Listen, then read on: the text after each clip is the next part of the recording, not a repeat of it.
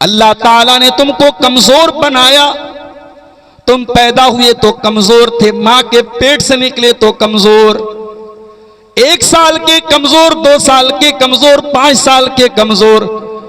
कभी घुटनों के बल चलते थे, कभी दीवार पकड़ के चलते थे, कभी बाप की उंगली पकड़ के चलते थे, कभी मां की गोद में चलते थे। कभी दूध पी करके सोना तुम्हारा काम था, कभी दिन रात गली में गांव की सड़कों पे खेलना तुम्हारा काम था। तुम कमजोर थे।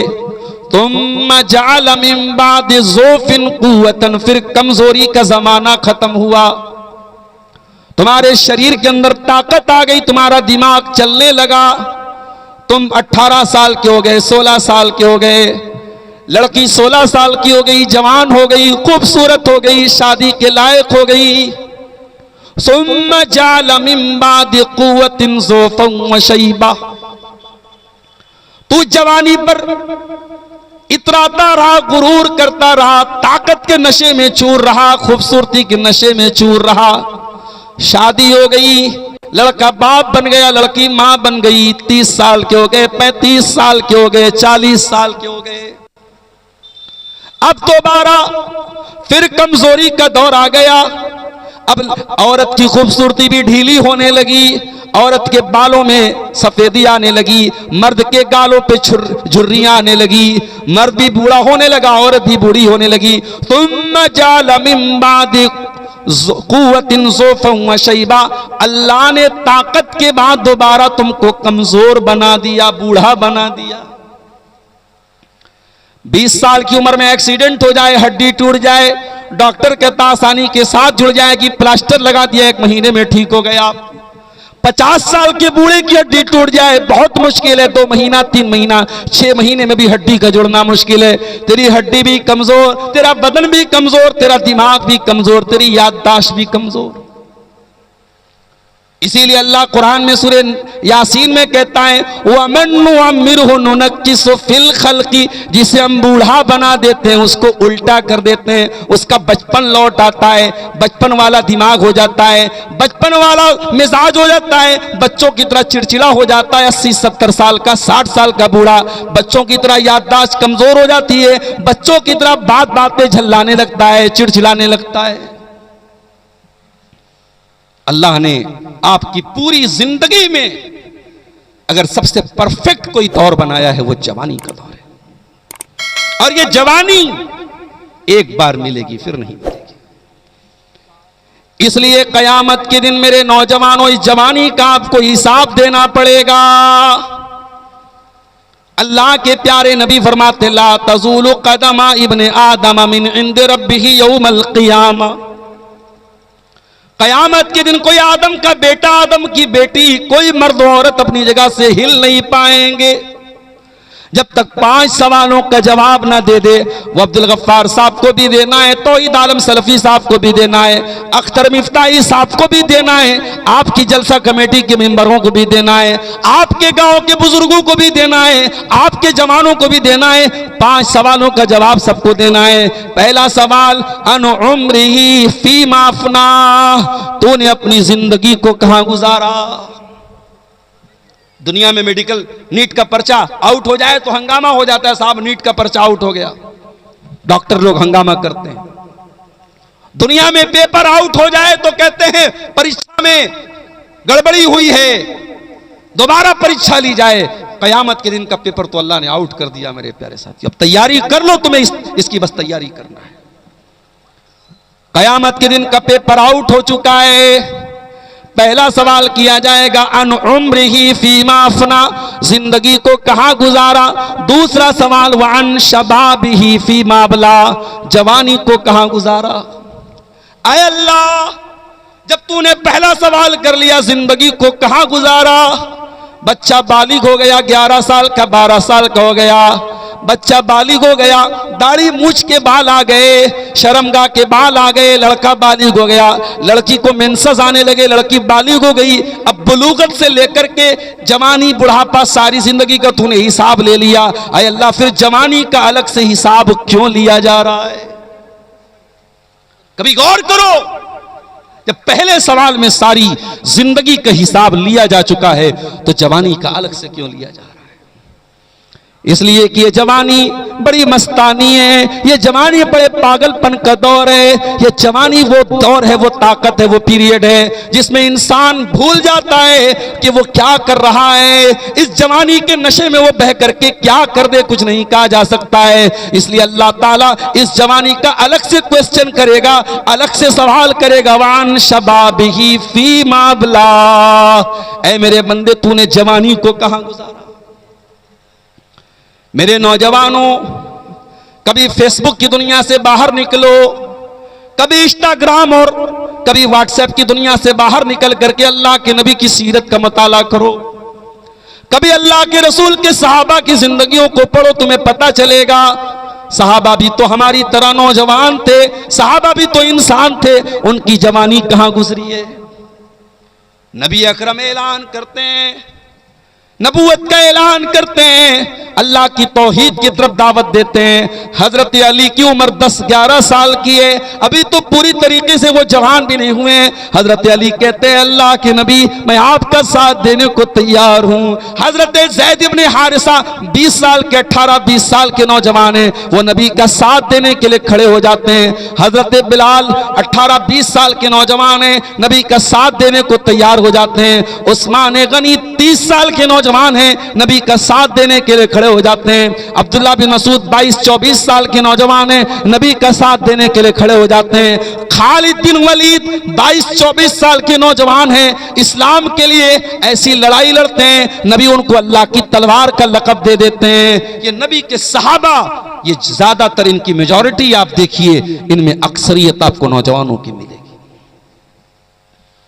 आज जुमा का दिन था, आपने जुमा के दिन सूरह कहफ पढ़ी होगी, नहीं पढ़ी थी तो पढ़ना चाहिए था। जुमा के दिन फजर की के बाद से लेकर के मगरिब के पहले पहले जरूर सूरह कहफ पढ़नी चाहिए।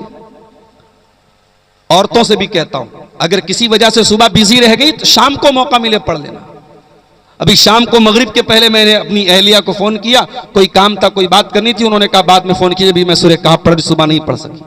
ये मामूल है अल्हम्दुलिल्लाह हमारे घर में सूरह कहफ पढ़ने का, आपका भी होना चाहिए, सबका होना चाहिए। सूरह कहफ पढ़ने से हम लोग गुनहगार लोग हैं। अगर एक सूरह कहफ पढ़ने से 15-20 मिनट लगता है, अगर अल्लाह ताला एक नूर अता करता है, एक रोशनी अता करता है, हमारा क्या नुकसान है। हमें अपनी जिंदगी के शेड्यूल में सूरह कहफ को शामिल करना चाहिए। सूरह कहफ को जरा उठाओ, अल्लाह ने एक वाकया बयान किया, हजारों साल पहले का वाकया है। अल्लाह के कुछ बंदे ऐसे थे जो अपने ईमान को बचाने के लिए, अपने दीन को बचाने के लिए अपना गांव छोड़कर, अपनी बस्ती छोड़कर एक पहाड़ की गुफा में जाके पनाह ले लेते हैं और वहां जाकर के वो सो जाते हैं। और जब वो सो जाते हैं तो अल्लाह ताला 309 साल तक उनको सुलाए रखता है। 309 साल तक वो सोए रहते हैं, अल्लाह ताला उनको जिंदा रखता है, उनकी बॉडी को प्रिजर्व रखता है, उनके शरीर में कीड़ा नहीं पड़ा, उनकी बॉडी पे कोई नुकसान नहीं हुआ, सूरज की रोशनी पड़ती रही, हवाएं पड़ती रही, उनके शरीर को अल्लाह ताला ने सुरक्षित रखा। 309 साल के बाद वो उठे तो उन्हें ऐसा लगा कि जैसे सुबह सोए तो दोपहर को उठे या दोपहर को सोए शाम को उठे। इंसानी इतिहास का, मानव इतिहास का, इंसानी तारीख का इतना अजीबो गरीब वाकया अल्लाह सूरह कहफ में बयान करता है। अल्लाह ताला उन बंदों का नाम कुरान में नहीं जिक्र करता है, उनकी लोकेशन नहीं बयान करता है, उनकी उम्र नहीं बयान, अल्लाह ताला ने न उनका नाम बताया न उनकी लोकेशन बताई। अल्लाह ने उनकी सही तादाद को भी क्लियर तरीके से बयान नहीं किया, लेकिन एक बात को अल्लाह ताला ने क्लियर तरीके से बयान किया, फरमाया इन्नहुम फित्यतुन आमनू बिरब्बिहिम। ये चंद नौजवान थे, ये 18-20-22 साल के नौजवान थे जो अपने वक्त के बादशाह से जाकर के लड़ गए और अल्लाह के दीन पर कायम रहे, तौहीद पर कायम रहे। आज आपके स्टेट में कोई शख्स किसी मुसलमान औरत का नकाब, उसके सर का हिजाब खींच ले और उसके बाद कोई बेगैरत जो है मुसलमान उसकी सफाई पेश करे और सिर्फ इसलिए कि साहब मुझे राजनीति में रहना है। अल्लामा इकबाल का एक शेर था, जुदा हो दी सियासत से तो रह जाती है चंगेजी, अगर आप सियासत में हैं और ये सियासत आपके दीन को कुर्बान करके मिल रही है तो ऐसी सियासत से आप बेहतर है कि आप सियासत में न रहे। मेरे प्यारे साथियों, आप दीन को कुर्बान करके, तौहीद को कुर्बान करके आप सियासत मत कीजिए। अल्लाह के वास्ते आप गौर कीजिए, वक्त के बादशाह के आंखों में आंखें डालकर अल्लाह की तौहीद की आवाज बुलंद करने का गट्स और हिम्मत अगर किसी में थी तो वो नौजवानों के अंदर थी।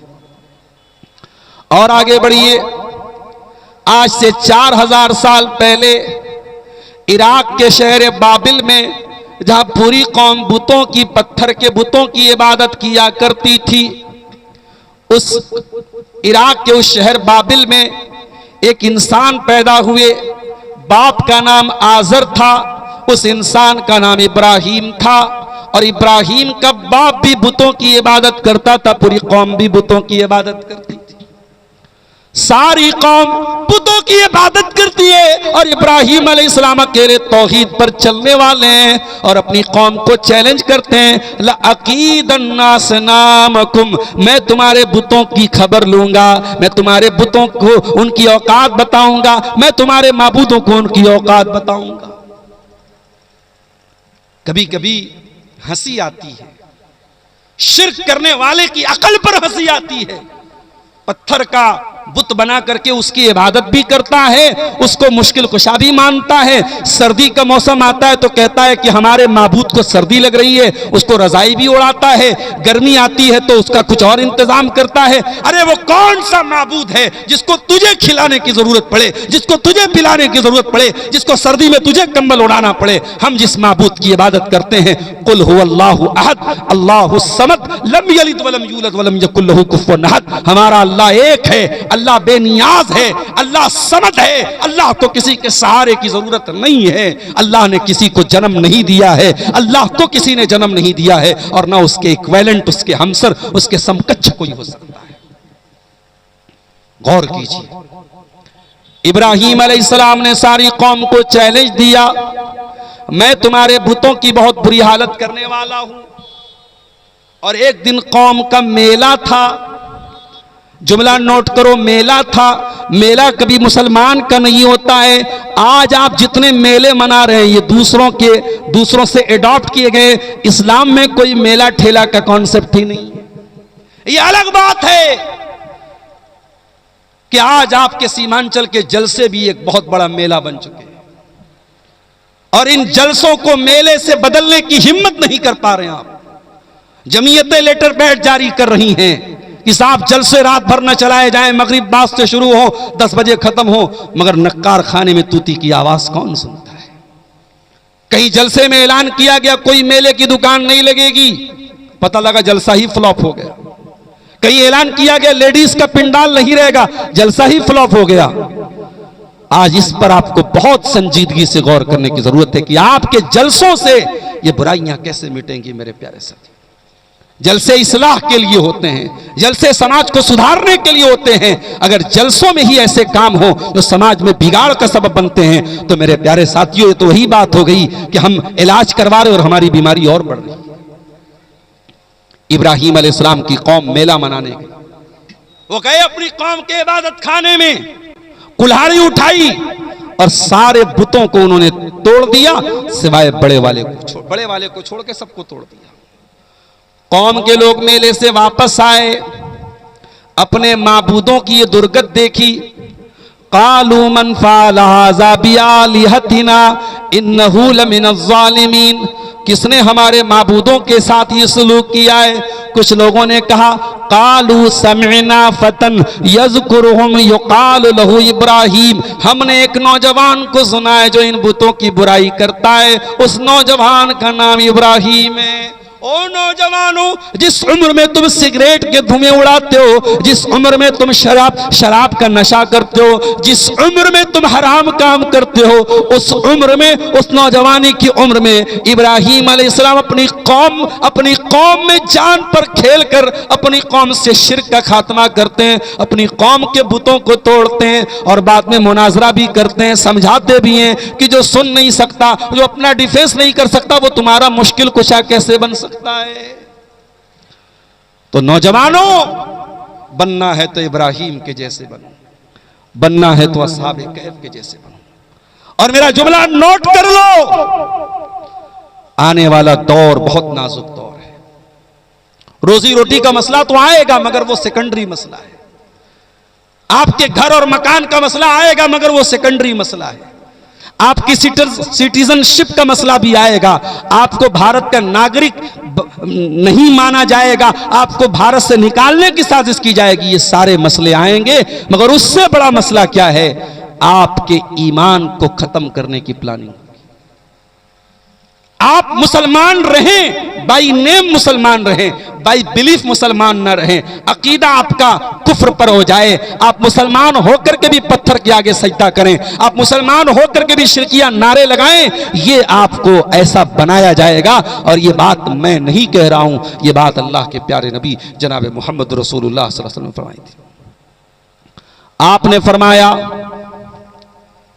अनकरीब बहुत सारे फितने पैदा हो जाएंगे, इतने फितने पैदा हो जाएंगे जैसे रात में सिर्फ अंधेरा ही अंधेरा नजर आता है, फितने ही फितने नजर आएंगे।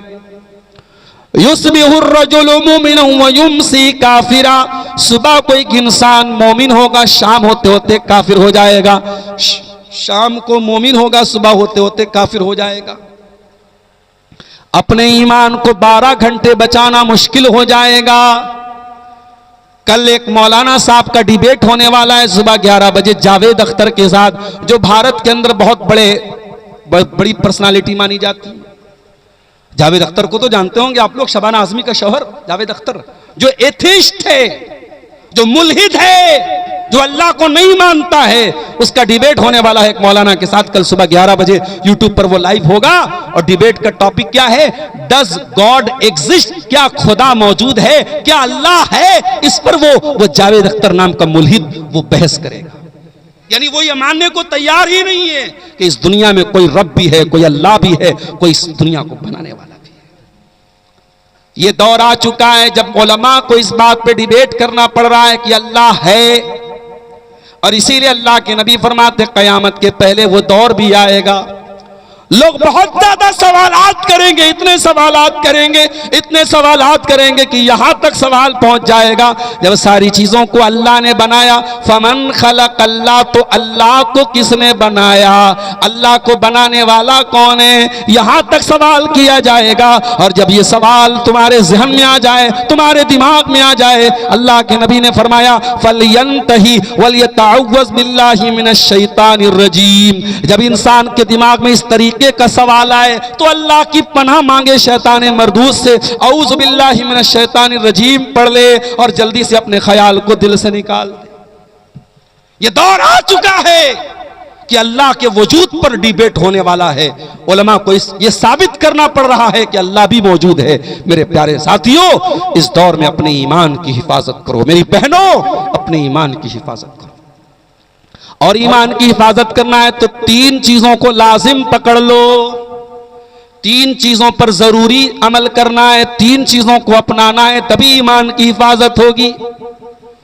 पहला काम, इल्म हासिल करो, दीन सीखो, ईमान को समझो। हर मस्जिद में मकतब कायम करो। अपने बच्चों को मदरसे में नहीं डालते, कॉन्वेंट में पढ़ाते, स्कूल में पढ़ाते हो, तब भी कोई हरज की बात नहीं है, लेकिन मस्जिद में मकतब कायम करो। अच्छे टीचर को रख करके बच्चों को मकतब में भेजो। आपका बच्चा कॉन्वेंट में पढ़े, स्कूल में पढ़े, तभी वो दीन की इतनी नॉलेज रखे, उसको मालूम हो अल्लाह कौन है, उसको मालूम हो रसूल कौन है, उसको मालूम हो इस्लाम क्या है। दीन की नॉलेज हासिल करो, ये पहला काम करना है। फ़अलम अन्नहु ला इलाहा इल्लल्लाह वस्तगफिर लिज़ंबिका वलिल मुमिनीना वल मुमिनात।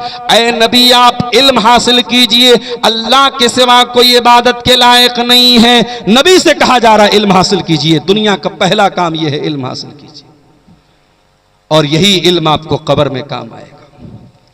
आपके बच्चे डॉक्टर बने, बहुत अच्छी बात है, इंजीनियर बने, बहुत अच्छी बात है, बिजनेसमैन बने, बहुत अच्छी बात है।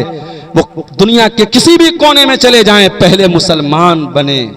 उनका शऊर इतना पुख्ता करो, उनको इतनी नॉलेज दे दो, वो डॉक्टर हो तो इस्लाम पर चलने वाला डॉक्टर हो, वो इंजीनियर हो तो इस्लाम पर चलने वाला इंजीनियर हो। उसे मालूम हो कि अल्लाह उसका रब है, वो दुनिया में कहीं पर भी जाए अपने अल्लाह के बारे में उसको।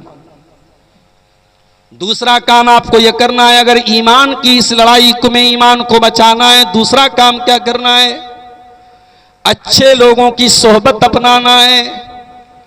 हजरत नूह अलैहिस्सलाम का बेटा बुरे लोगों की संगत में रहा, बिगड़ गया। 950 साल तक अल्लाह के दीन की तबलीग करने वाले नबी का बेटा बुरे लोगों की संगत में रह करके बिगड़ गया, और नतीजा क्या निकला? डूब गया, मर गया, खत्म हो गया, दुनिया में भी बर्बाद हो गया, आखिरत में भी बर्बाद हो जाएगा।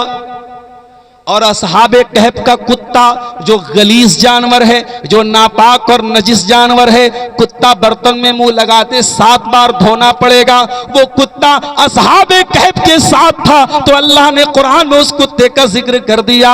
वो कुत्ता अच्छे लोगों के साथ रहने की वजह से उनके साथ उसकी गिनती हुई, और जब अल्लाह ने असहाबे कहफ का जिक्र किया, फरमाया सबातु व सामिनुहुम कल्बुहुम, वो 7 और 8वां उनका कुत्ता था।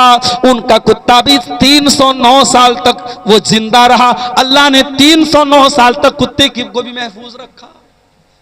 सोहबत का असर होता है मेरे प्यारे साथी। कहीं ऐसा ना हो कयामत के दिन हमें पछताना पड़े कि हम किन लोगों की सोहबत में पड़ गए। यौम यअज़्ज़ु ज़ालिमु यदैहि यक़ूलु या लैतनी इत्तख़ज़्तु मअ रसूलि सबीला या वैलता लैतनी लम अत्तख़िज़ फुलानन खलीला लक़द अज़ल्लनी अन ज़िक्रि बअद इज़ जाअनी व कान अश-शैतानु लिल इंसानी ख़ज़ूला।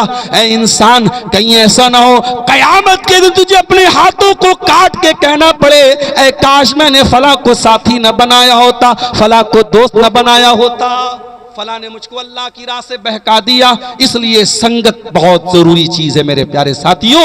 अच्छे लोगों की संगत अपनाओ। अपनी बहनों से कहना चाहता हूं, तुम पर्दा करती हो, तुम हयादार हो, तुम शर्मीली हो, लेकिन बेहया लड़कियों के साथ उठोगी बैठोगी, उनसे दोस्ती करोगी, चाहे फेसबुक पर ही उनसे फ्रेंडशिप कर लोगी, चाहे इंस्टाग्राम पर ही उनको फॉलो करोगी, अगर बेहया लड़कियों से तुम दोस्ती करोगी तो एक दिन तुम भी बेहया बन जाओगी। तो ये दूसरा काम करना है। और तीसरा काम क्या करना है? अगर ईमान को बचाना है, पहला काम इल्म हासिल करना है, दूसरा काम अच्छे लोगों के साथ रहना है, तीसरा काम क्या करना है? कुरान से अपना ताल्लुक जोड़ना है। कुरान को पढ़ो, कुरान के लिए टाइम निकालो। मोबाइल 10 मिनट के लिए डिस्चार्ज हो जाए बेचैन हो जाते हो, व्हाट्सएप पर कोई मैसेज दोस्तों का है ना देख पाओ बेचैन हो जाते हो। इतनी मोहब्बत तुमको मोबाइल से हो गई, इतनी मोहब्बत तुमको सोशल मीडिया से हो गई। अल्लाह ने अपना अंतिम मैसेज, अपना लास्ट मैसेज, अपना अंतिम संदेश तुमको भेजा है, जो मोहम्मद अरबी सल्लल्लाहु अलैहि वसल्लम के जरिए कुरान की शक्ल में आपको मिला है। और जो कुरान मेरे नबी पर उतरा वही कुरान एज इट इज आपके पास है, एक जेर जबर का भी फर्क नहीं है, वही कुरान आज आपके पास है। दुनिया की किसी भी लाइब्रेरी में चले जाओ, बाइबल के नुस्खों में फर्क मिल जाएगा, वेद और रामायण में फर्क मिल जाएगा, पुराणों में फर्क मिल जाएगा, मगर अल्लाह की कसम उस्मान गनी जिस कुरान की तिलावत करते हुए शहीद हुए थे और जिस कुरान पर उनके खून के छींटे पड़े थे, आज भी ताशकंद के म्यूजियम में वो कुरान रखा है। उठाओ उस कुरान को और अपने मदरसे में रखे हुए, अपने घर की अलमारी में रखे हुए कुरान को उठाओ, दोनों कुरान में आपको कोई फर्क नहीं मिलेगा। इन्ना नहनु नज़्ज़लना ज़िक्रा व इन्ना लहू लहाफ़िज़ून। ये कुरान मानो की हो, ये मैन मेड बुक नहीं है, ये man written by man book नहीं है, इंसान की लिखी की किताब नहीं है, मोहम्मद रसूलुल्लाह की लिखी किताब नहीं है, ये किताब अल्लाह की किताब है। मेरे प्यारे साथियों, इस कुरान से अपना ताल्लुक। मौलवी साहब, साइंस पढ़ाने वाला टीचर महीने में 10,000 रुपया महीना कमा रहा है। उसी स्कूल में, उसी मदरसे में कुरान पढ़ाने वाला टीचर 5,000 पा रहा है। आपके घर में बच्चों को जो मैथ पढ़ाने वाला टीचर आता है वो 2,000 रुपया महीना पा रहा है, और कुरान पढ़ने वाले मौलवी साहब से मोल भाव करते, मौलवी साहब 500 ले लीजिए, 600 ले लीजिए। कुरान की वैल्यू को हमने गिराया है मेरे साथियों। नबी ने तो कुरान की वैल्यू बहुत बड़ी बताई थी। नबी ने तो यहां तक फरमाया, खैरुकुम मन तअल्लमल कुरान व अल्लमहु। जो कुरान को सीखता है, जो कुरान को सिखाता है, उससे बेहतर कोई नहीं है। कुरान को सीखने सिखाने वाले से बेहतर कोई नहीं। दुनिया की कोई नॉलेज कुरान का मुकाबला नहीं कर सकती है। आपने कुरान की वैल्यू को गिराया है। कुरान से अपना ताल्लुक जोड़ो मेरे भाई। इन कुरान पढ़ने पढ़ाने वाले बच्चों की कदर करो, कुरान के हाफिजों की कदर करो, कुरान के आलिमों की कदर करो। अल्लाह कुरान में कहता है वक़ाल अल्लज़ीना कफ़रू लौला नुज़्ज़िला अलैहिल कुरान जुमलतन वाहिदा। ये काफिर कहते हैं, ये इनकार करने वाले कहते हैं कि नबी पर कुरान इकट्ठा क्यों नहीं उतारा गया, कुरान एक साथ पूरा 30 पारे क्यों नहीं उतारा गया, कुरान 114 सूरतें इकट्ठी क्यों नहीं उतारी गई। कज़ालिका लिनुतब्बित बिही फुआदका वरत्तलनाहु तरतीला। ऐ नबी, हम थोड़ा थोड़ा कुरान इसलिए उतार रहे हैं क्योंकि थोड़ा थोड़ा कुरान उतरता चला जाएगा और आपका दिल मजबूत होता चला जाएगा, इसलिए कुरान को थोड़ा थोड़ा करके हमने उतारा है। कुरान को ठहर ठहर करके पढ़ने का हुक्म दिया है। कुरान पढ़ो मेरे भाई, कुरान आपके दिलों को सुकून देगा। ऐ म्यूजिक के पीछे भागने वाले नौजवानों, एयरपोर्ट लगा करके रात दिन गाना सुनने वाले नौजवानों, वही एयरपोर्ट लगा करके, वही हेडफोन लगा करके बाइक से जाते हुए एक्सीडेंट हो जाता है, मर जाते हो। उसी कार में गाना सुनते हुए मौत आ जाती है। सोचो कयामत के दिन भी उठोगे तो गाना सुनते हुए उठोगे। वालेकुम सलाम, जज़ाकल्लाह। अगर सोचो उसी हालत में मौत आ गई तो क्या अंजाम होगा मेरे साथियों। इसलिए गौर करो मेरे प्यारे साथियों।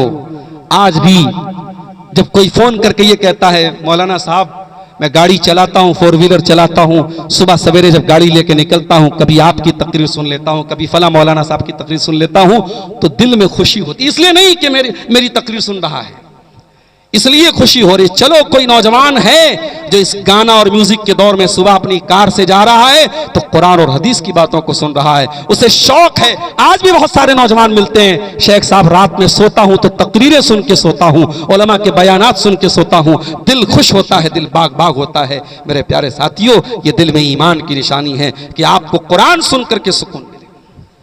अभी फेसबुक पर कुछ दिनों मैंने पहले एक वीडियो डाला था, जो हरम के हमारे जो मैं हरम है, जो हरम में कुरान नमाज पढ़ाते हैं, मक्का में कुरान पढ़ाते नमाज पढ़ाते हैं, उसमें एक बहुत बड़े शेख हैं, शेख बदर तुर्की, अल्लाह अकबर, क्या कुरान पढ़ते हैं।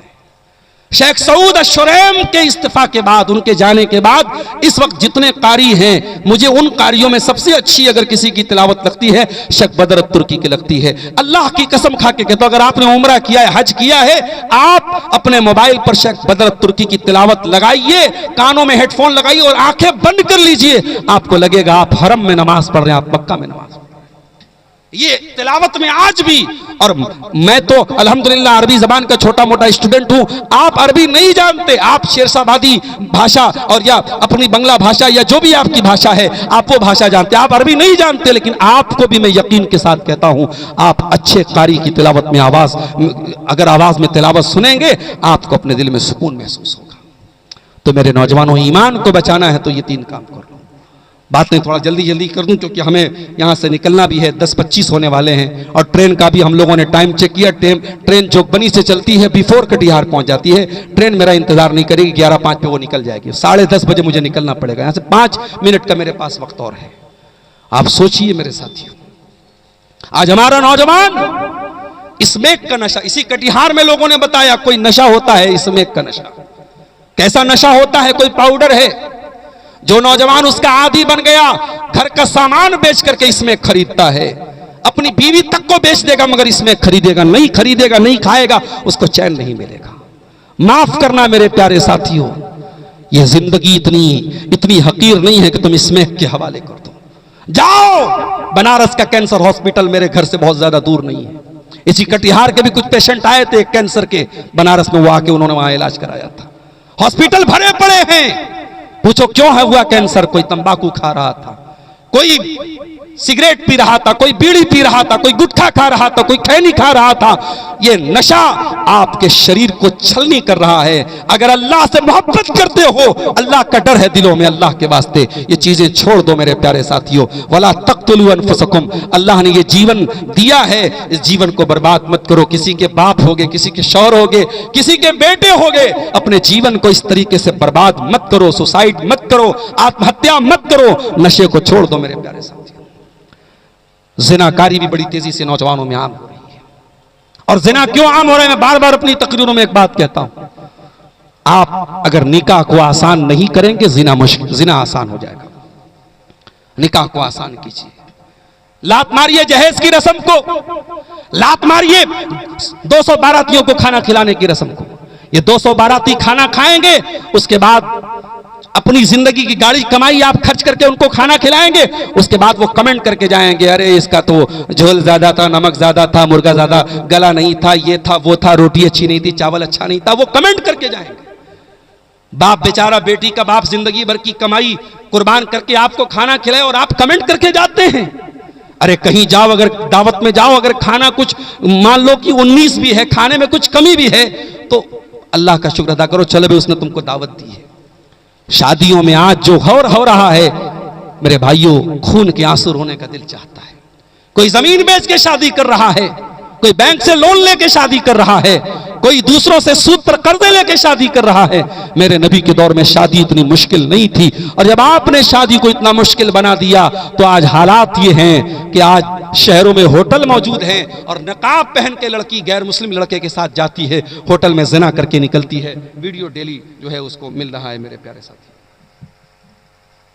क्या लिखा है सवाल औरतों की जानिब से? अरे भाई सवालात आने लगे।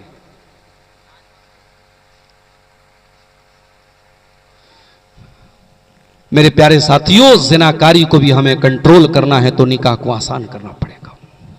और इस्लाम वो दीन नहीं है जो फितरत के तकाज़ों का इनकार करता है।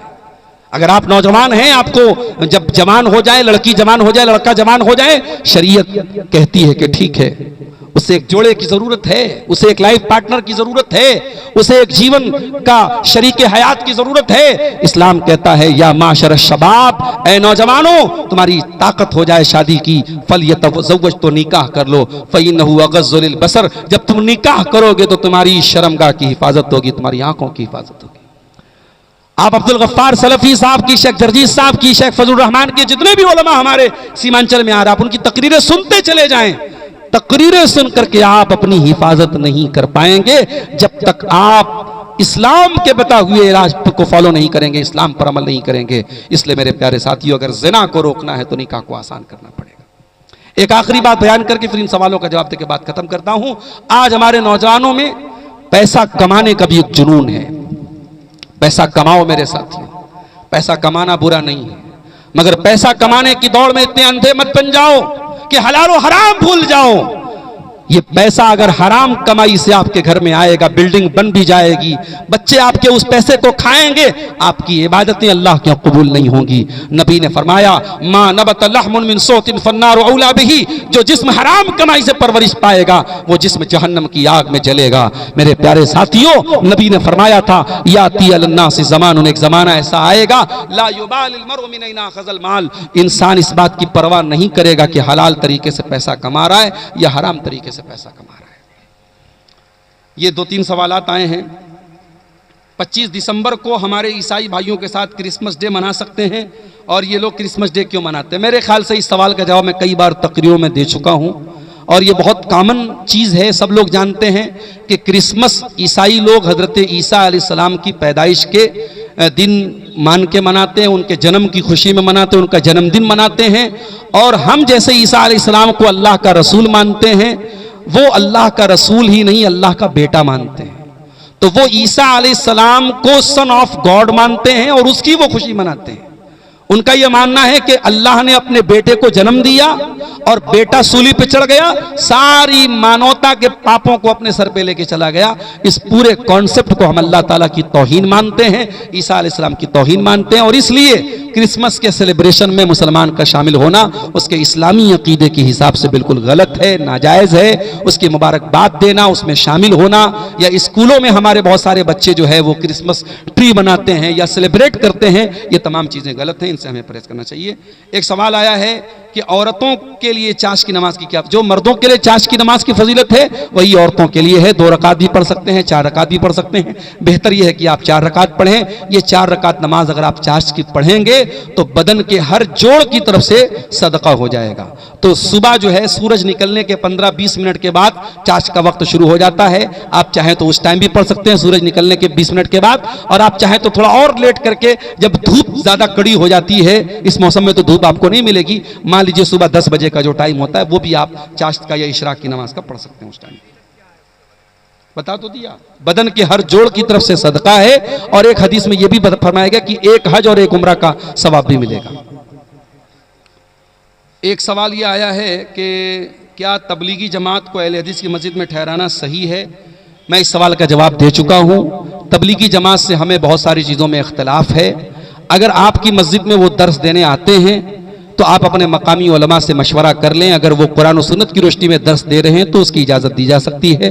लेकिन अगर वो इस बात पर इसरार करें कि हम अपनी किताब का दर्स देंगे, अपने हिसाब से दर्स देंगे, तो मैं इसको मुनासिब नहीं समझता कि अहले हदीसों की मस्जिद में तबलीगी जमात का जो उनका सिस्टम है उसके हिसाब से दर्स दिया जाए। बाकी इस सिलसिले में आप अपने इलाके की जो जमीयत है, जो उलमा है, उनसे रब्ता करें।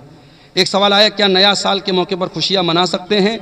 एक ही लाइन में जवाब दूंगा, नादा ये कह रहा है नया साल मुबारक। एक और ईंट गिर गई दीवारे हयात से, नादा ये कह रहा है नया साल मुबारक। तेरी जिंदगी का एक साल और कम हुआ है, तू अपनी कब्र से एक साल और करीब गया है, अपने अंजाम से एक कदम और करीब हुआ है। ये मौका खुशी मनाने का नहीं है, ये अपने आप को जांचने का मौका है। एक साल में हमने क्या गंवाया, क्या पाया, और आगे एक नई उम्मीद और नए किरण और नए हौसले के साथ अपनी कमियों को दूर करने का मौका है। ये सेलिब्रेशन का मौका नहीं, ये जश्न मनाने का मौका नहीं। अल्लाह ताला हमारे नौजवानों की हिफाजत फरमाए, कहने सुनने से ज़्यादा हम सबको अमल की तौफीक दे। हमें तौफीक दे कि ये जो जलसा हमने मुनक़िद किया है इस मस्जिद की तामीर के लिए, अल्लाह इस मस्जिद की तामीर को जल्द से जल्द हमें मुकम्मल करने की तौफीक अता फरमाए। आमीन व आखिर दावाना अल्हम्दुलिल्लाहि रब्बिल आलमीन। जाने के पहले एक बार फिर मैं आप सबसे बड़े अदब के साथ गुजारिश करूंगा, हमारे बाद मुर्शिदाबाद के एक आलिम आए हैं, शेख हैदर अली से आ चुके हैं, वो आपके सामने खिताब करेंगे। आप हजरात सुकून के साथ बैठे रहें, बंगला ज़ुबान में बेहतरीन खिताब आप सुनेंगे। इंशाअल्लाह अगर हयात बाकी रहेगी फिर मुलाकात होगी। वस्सलामु अलैकुम वालेकुम अस्सलाम व रहमतुल्लाहि व बरकातुहू।